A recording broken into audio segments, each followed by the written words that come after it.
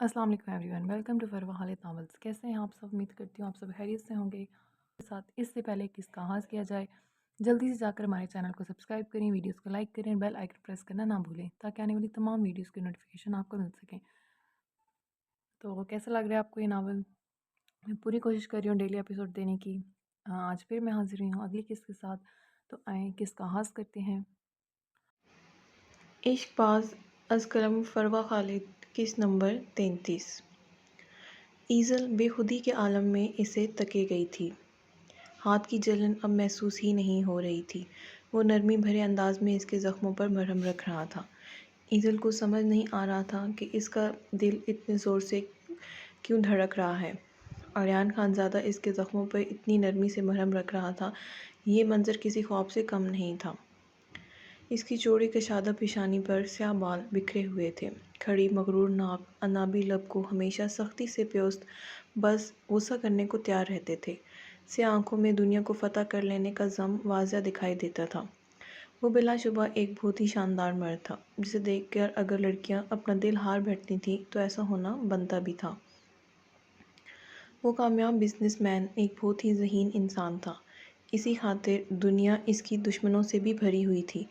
ईज़ल को एहसास ही नहीं हुआ था कि वो अपने दिल में इस शख्स की खूबियाँ गिनवाती न जाने कितने ही लम्हे बिना पलके झपकाए यकटक इसे तके गई थी, जो इसकी गद्दाज उंगलियों पर मरहम लगाकर अब अपनी स्याह आंखों को इसकी जानिब मोड़ गया था। ईज़ल एकदम से गड़बड़ा गई थी। इसने फ़ौरन पलकों को झुका लिया था, मगर वो शख्स इसकी चोरी पकड़ चुका था। मुझे बेवक्त सोने वाले लोग पसंद नहीं हैं, नेक्स्ट टाइम बी केयरफुल। इसको सर्द निगाहों से घूरता वो उठ खड़ा हुआ था। आपको तो मैं पूरी की पूरी ही नापसंद हूँ, और वैसे भी सेक्रेटरी हूँ, आपकी बीवी नहीं हूँ जो आपकी खातिर अपने आदात बदलूँ। इसकी चौड़ी पुश्त घूरती दिल ही दिल में इसे जवाब देती वो खफकी से उठी थी, जब इसी लम्हे आर्यान खानज़ादा ट्रे उठाए इसकी जानिब बढ़ा था। ईज़ल का मुंह बेख्तियारी के आलम में खुल गया था। वो शख्स इसके लिए खाना ला रहा था। ईज़ल वापस अपनी कुर्सी पर टिक गई थी। खाना खा लो, मैं बाहर ही हूँ। इसके सामने खाना रखता वो वहाँ से निकल गया था। वो अच्छे से समझता था ये लड़की इसके सामने खाना नहीं खा पाएगी। ईज़ल अभी तक होनको की तरह बैठी वहाँ से जाता देख रही थी। इस मगरूर इंसान ने इसे खाना लाकर दिया था। इस बात पर ईज़ल रफ़ीक को यकीन नहीं हो पा रहा था। मुसफ़रा ने भीगती आंखों से इस शख्स की जानिब देखा था। वो वैसी ही सुर्ख आंखों और करख्तगी भरे तासरात के साथ निकाहनामे पर साइन करता इस पर इससे भी ज़्यादा इख्तियार हासिल कर गया था। मुसफ़रा जानती थी इस शख्स ने सिर्फ इसे सज़ा देने की खातिर ये सब किया था। अब आगे वो इसकी ज़िंदगी मज़ीद दोबर करने वाला था। निकाह होते ही इसने अपनी भूरी कंजी निगाहों से इसकी सिमत देखा था। इसकी आंखों में कुछ ऐसा था कि खौफ की सर्द लहर मुसफ़रा के पूरे वजूद में सरायत कर गई थी। कुछ ही देर में वो सब लोग वहाँ से निकल गए थे। मुसफ़रा अपनी जगह जमी बैठी हुई थी। ज़ीके इसके सामने ही बड़ा जमान था। ब्लैक कलर के लिबास में मुलव्वस वो बहुत ज़्यादा पुरकशिश और वजीह लग रहा था। मुसफ़रा ने इसे हमेशा इसी लिबास में देखा था। इसे देखकर ऐसे लगता था जैसे वो पठान हो। गुस्से की वजह से इसकी रंगत मज़ीद लाल हो जाती थी। इसकी आंखों का रंग भी बहुत खूबसूरत था, जबकि घनी मूँछों तले मौजूद स्याही माइल अनाबी लबों से वो फिर से किसी पर धाड़ रहा था। ज़मान तारिक, अगले 30 मिनट में मेरे सामने होना चाहिए। इन ख़वातीन जो बाहिफ़ाज़त इनके घर पहुँचा दो। मुसफ़रा खामोशी से इनकी जानिब तके जा रही थी। इस शख्स के चेहरे पर सख्त तासरात छाए हुए थे। वो लोग ठीक है ना? इसने जैसे ही कॉल बंद की, मुसफ़रा ने अनजाने खौफ के ज़ेर असर पूछा था। ज़ीके ने इसकी कांपती आवाज़ पर अपनी भूरी आंखें इसके नाजुक वजूद पर गाड़ दी थीं। मस्टर्ड कलर के लिबास में वो आंसू में भीगी लड़की अब इसकी बीवी थी। ज़ीके की आंखों का रंग मज़ीद सुर्ख हुआ था। इसने हमेशा यही कहा था कि वो कभी किसी लड़की को अपनी ज़िंदगी में शामिल नहीं करेगा, कभी अपने बाप वाली गलती नहीं दोहराएगा, मगर वो ये गलती कर चुका था। बल्कि नहीं, इससे ये गलती करवाई गई थी। वो कितने ही लम्हे इसे तके गया था।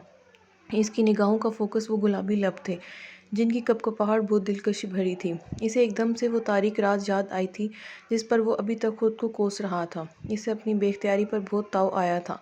वो ज़ीके था। वो किसी भी मामले में बेख्तियार कैसे हो सकता था?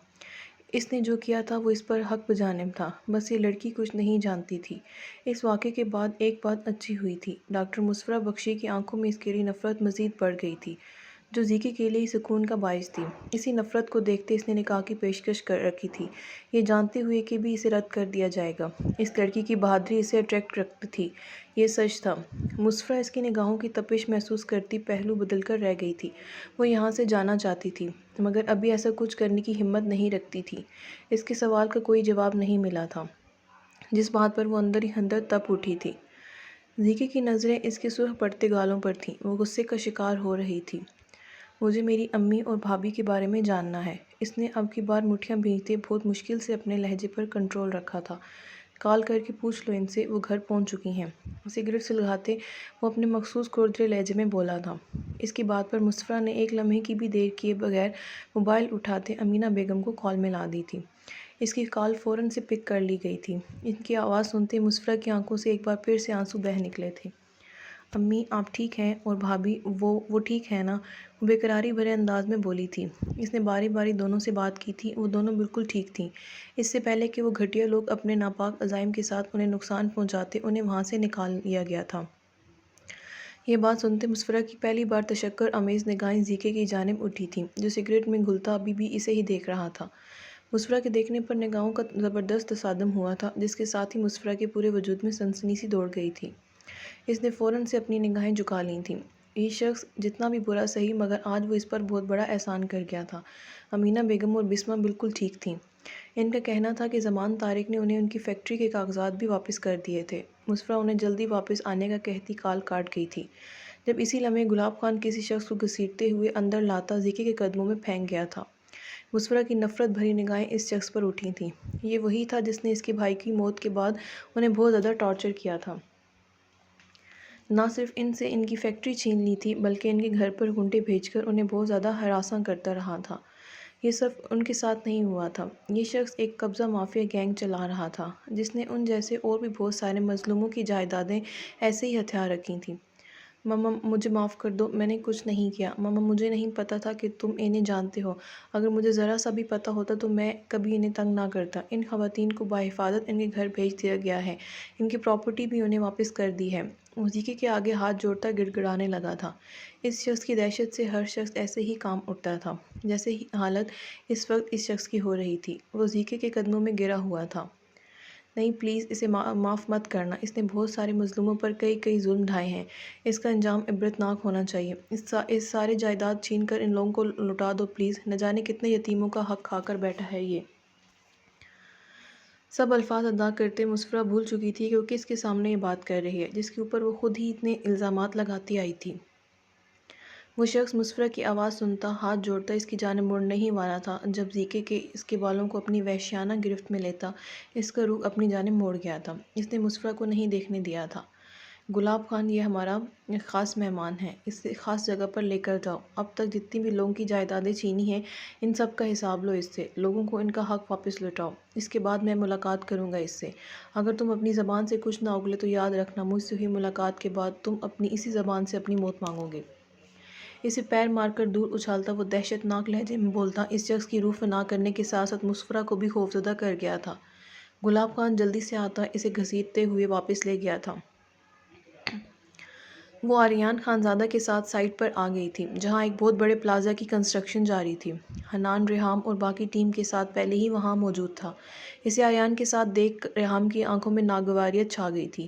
اس کا بہت دل تھا کہ آریان خانزادہ کے ساتھ سفر کرے، زیادہ سے زیادہ ٹائم اس کے ساتھ گزارے، مگر وہ اپنی اس سیکرٹری کو ہر وقت اپنے باڈی گارڈ بنائے پھرتا تھا۔ ریحام کو اس سے کوفت ہونے لگی تھی۔